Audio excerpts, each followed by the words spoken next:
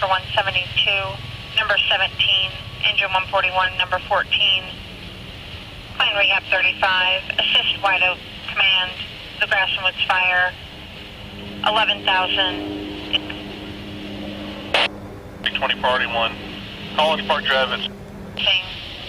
Tanker 61, Tanker 172, number 17, Engine 141, number 14, Clean Rehab 35, assist White Oak Command with the Grass and Woods Fire, 11822 White Oak Crossing, Cross Street White Oak Pass, map 253 Echo, map page 5274, respond on FD2 1604. What you got, Ison? Basically about 2:29 this afternoon had a report of a brush fire in the south end of White Oak Estates. Had a little difficult time finding it initially because the wind was blowing to the north and we were given a location actually north of the fire.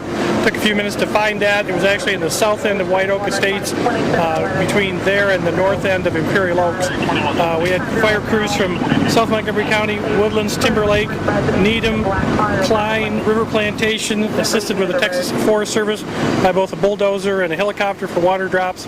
Basically, we got a fire line around the 7 to 10 acre fire that we have here, and basically it's 100% contained at this point. What about houses? Houses along here? We did. We had set up with exposure protection. Yeah, we did have 3 houses in the south end of White Oak Estates that were close enough that we were uncomfortable with leaving people in them. We did have the residents evacuate. We put protection lines from engines to protect those houses in case it was necessary. At this point, it has not been necessary, and I doubt it will be now. You got dozers, got 100% containment? That's correct. And what, water drops down? That's correct. Forest Service helicopters probably made 10 or 12 drops at this point, and they're going to continue until they have a cold fire line. Okay, kind of thick woods, just drive in and knock it out, isn't it? Yeah, it's very difficult because it is wooded.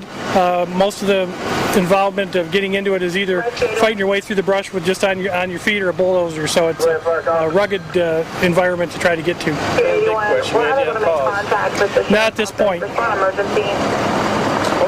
Well, the first thing with the smoke that we noticed, that we thought, oh, you know, maybe someone was barbecuing or something like that, but then we started noticing the ashes, you know, coming down. And that's when the neighbor came over and we both went out and started looking for it, and we saw that it was just right behind the house.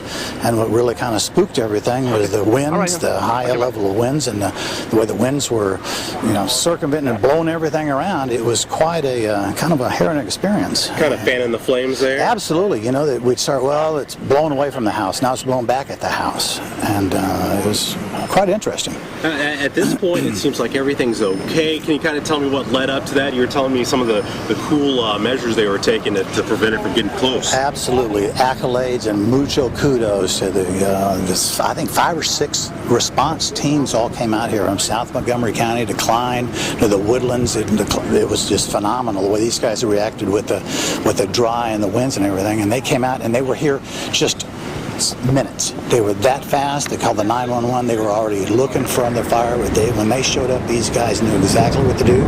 They called in a bulldozer because they couldn't get back action to the site. There's like 1,100 acres back there that's open. And they came in with a dozer. They came in with a crew from Lufkin. They came in with a UH-1. They were throwing water on it, picking water up, and it was quite an interesting, almost like a West Texas fires that the guys are battling right now. And so what's going through your mind now? Is it just like a big sigh of relief at this point, or what? Once the dozers showed up and all the crews were here, they had us evacuate from the houses. They got all the dogs out, the people and everything, and the fire department knew exactly who was here, who wasn't here, who was responsible, and it was just, it's a sigh now. Once they said we're under control, we've got it protected. They had hoses coming from the street all the way back to protect the houses should something, you know.